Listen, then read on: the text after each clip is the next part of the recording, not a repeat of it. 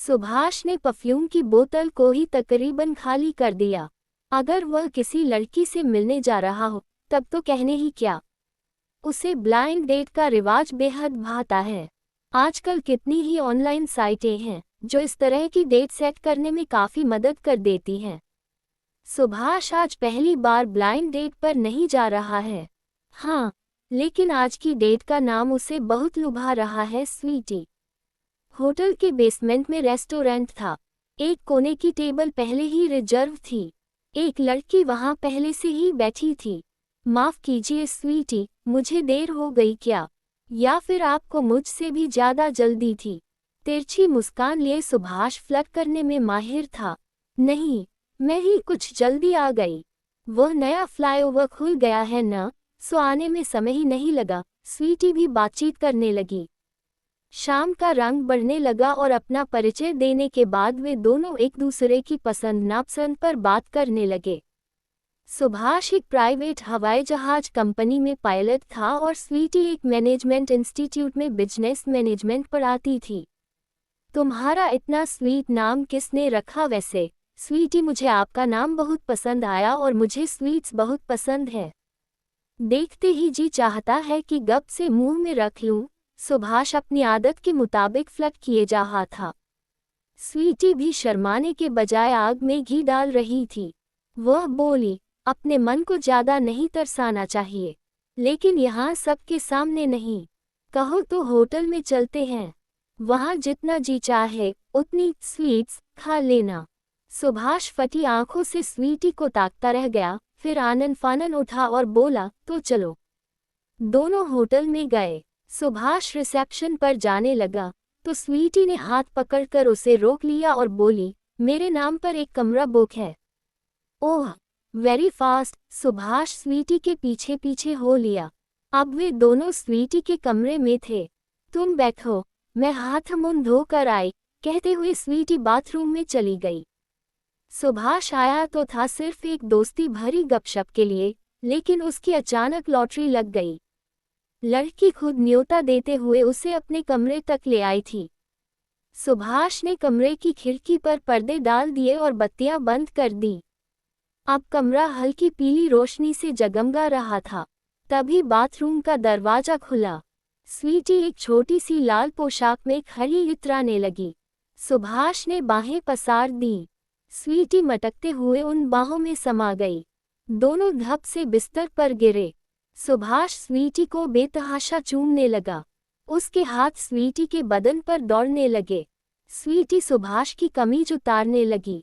कुछ ही देर में सुभाष की कमीज और पैंट कमरे की कुर्सी पर पड़े थे।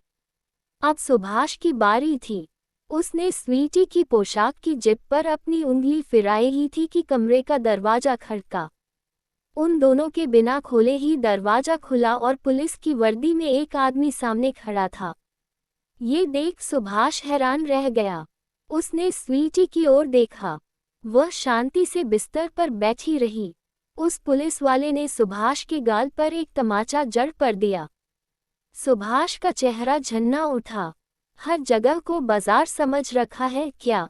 अच्छे घरों के लोगों का ये हाल है।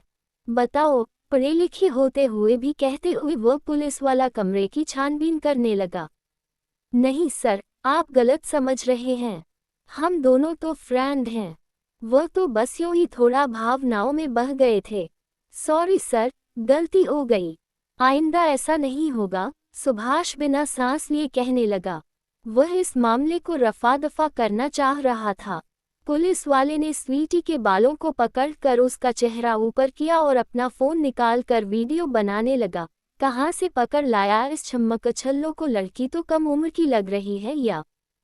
फिर उसने अपने मोबाइल फोन का कैमरा सुभाष की ओर घुमा दिया। अरे सर, क्या कर रहे हैं आप? मेरी नौकरी खतरे में पड़ जाएगी, बदनामी होगी सो अलग। सुभाष उस पुलिस वाले के हाथ पैर जोड़ने लगा।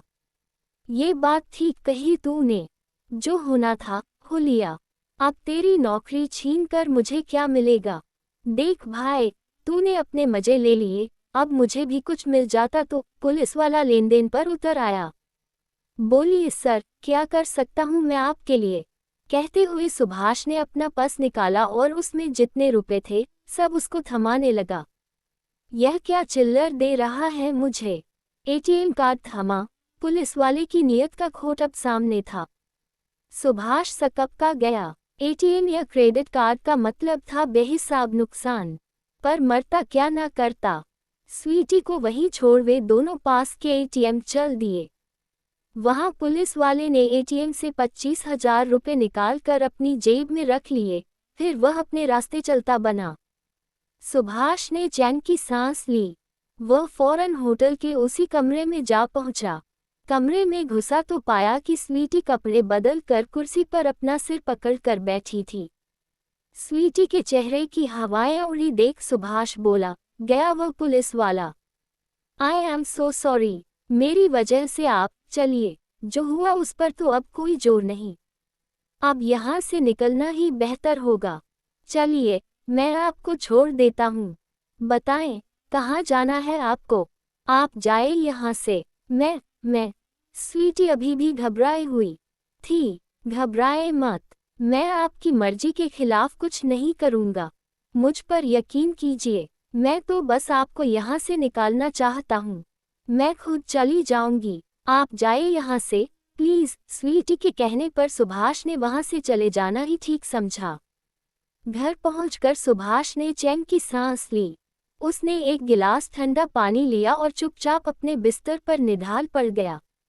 दिमाग थक चुका था और इसी वजह से शरीर भी थकावट महसूस कर रहा था। कब आंख लग गई पता ही नहीं चला। जब आंख खुली तब सोच में पड़ गया, उफ, कहाँ फंस गया था आज। कम पैसों में ही जान छूट गई, वरना वह पुलिस वाला। मन अब भी उसी परेशानी में उलझा था, पर दिमाग खुद ही सारी घटना दोहरा कर सुझाने की कोशिश में था। स्वीटी के नाम पर उस होटल में कमरा रिजर्व क्यों था और उसके कपड़े भी थे उस कमरे में? उसने तो बताया था कि वह किसी मैनेजमेंट इंस्टीट्यूट में टीचर है, तो फिर होटल में क्यों रहती है? पुलिस वाले ने उसे इतनी आसानी से कैसे और क्यों छोड़ दिया, और वह भी केवल यही जोर दे रही थी कि सुभाष वहां से चला जाए। तो क्या स्वीटी और उस पुलिस वाले की कोई मिली भगत थी? कहीं ऐसा तो नहीं कि यह सब एक जाल हो पैसा ऐंठने के लिए? खैर, जान बची और लाख उपाय। अब ब्लाइंड डेटिंग के बारे में सोचूंगा भी नहीं। ये सोचकर सुभाष एक बार फिर अपने रोजाना के कामों में मसरूफ हो गया था। पर अगले 2 दिन बाद ही सुभाष को उस पुलिस वाले का फिर फोन आया। इस बार वह अपना मुंह बंद रखने के लिए 2 लाख रुपए की मांग कर रहा था और कह रहा था, और 1 लाख उस बेचारी लड़की के लिए भी लेते आना। उस बेचारी को तो तूने कुछ भी न दिया। अब सुभाष को 2 दिन के अंदर ही 3 लाख रुपए का इंतजाम करना था। इंतजाम हो जाने पर सूर्या ने तथाकथित जगह पर एक थैले में रुपए छोड़ दिए। कुछ दिन बाद एक सुबह सुभाष अपने काम के लिए हवाई अड्डे के लिए निकल रहा था कि टैक्सी की खिड़की से उसे स्वीटी दिखाई दी। उसके घर के पास के बाजार में कुछ खरीद रही थी। सुभाष ने फौरन टैक्सी वहीं छोड़ी और स्वीटी का पीछा करने लगा। एक सुनसान सी गली में पहुंचकर उसने आवाज दी, स्वीटी। स्वीटी ने अचकचा कर मुड़कर देखा तो उसके चेहरे की हवाएं उड़ने लगी। तुम मेरा पीछा क्यों कर रहे हो? नहीं स्वीटी, मैं तो यही पास में ही रहता हूँ। तुम्हें यहाँ देखा तो। खैर, क्या उस पुलिस वाले से तुम्हारा कोई सरोकार है? कौन हो तुम? क्या है तुम्हारी सच्चाई? सुभाष के अंदर उबलते सवाल बाहर उफनने लगे।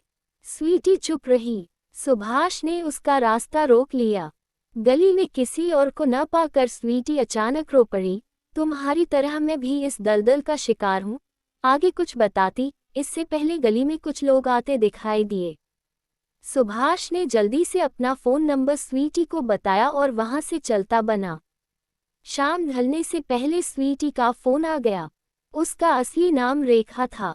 एक गरीब घर की रेखा बड़े शहरों की चकाचौंध में अंधी होकर एक लड़के के साथ अपने कस्बे से दिल्ली भाग आई थी। उस समय वह महज 16 साल की थी। फिर जो होता है वही हुआ। उस लड़के ने रेखा को बेच दिया। कई हाथों में से घूमती हुई वह आखिरकार इस पुलिस वाले के हत्थे चढ़ गई। जिस्म के बाजार में अनगिनत बार बिकी रेखा का तन मन सब बदल चुका था। यहाँ तक कि नाम भी। वक्त की ठोकरें खा खा कर वह एक सख्त जान बन गई थी। पुलिस वाला उसे अपने लिए, अपने दोस्तों यारों के लिए, अपना काम निकालने के लिए और अनजान लड़कों को बेवकूफ़ बनाकर लूटने के लिए इस्तेमाल करता था। लेकिन सुभाष को लूटकर रेखा को बिल्कुल अच्छा नहीं लगा था। क्यों? सुभाष के सवाल पर वह बोली, क्योंकि तुमने मेरे साथ कोई जबरदस्ती नहीं की। और फिर तुम खुद धोखा खाने के बाद भी मुझे मेरे घर छोड़ने के लिए होटल आए। तो क्या तुम मेरी मदद कर सकती हो? सुभाष ने पूछा। सुभाष इस दलदल से निकलना चाहता था, वरना वो पुलिस वाला जब तक उसे ब्लैकमेल करता रहेगा। रेखा राजी हो गई। शायद उसे सुभाष से प्यार हो गया था। तन के साथ मन का घायल होना जरूरी नहीं। किसी ने पहली बार उसे एक लड़की के तौर पर इज्जत दी थी। अगले कुछ दिनों में उस पुलिस वाले का फोन ही आ गया। ओ भाई, जरा पैसे की सख्त जरूरत है। फटाफट 3 लाख रुपए का इंतजाम कर। जगह और दिन मैं फोन करके बता दूंगा। पैसे देने के लिए इस बार जो जगह और दिन बताया गया, उसकी जानकारी सुभाष ने पूरी हिम्मत कर पुलिस स्टेशन जाकर एफआईआर में दर्ज कराई। पुलिस ने उसकी पूरी मदद की। उनका अपना साथी ऐसी हरकत कर रहा है, इस बात को जानकर उन्होंने ऐसी गंदी मछली को तालाब से निकाल फेंकने की योजना बनाई। तथाकथित जगह और समय पर न केवल सुभाष पहुंचा, बल्कि पुलिस वाले भी पहुंचे और उस भ्रष्ट पुलिस वाले को धर दबोचा गया। पूछताछ करने पर रेखा के ठिकाने का भी पता चला और उसे नारी निकेतन भिजवा दिया गया। रेखा की नसमझी, पुलिस वाले के लालच और सुभाष की कामुकता ने उन तीनों को परेशानी के कीचड़ में उतार दिया था। आखिर में सच्चाई ही काम आई। कृपया हमारे चैनल को लाइक और सब्सक्राइब करें।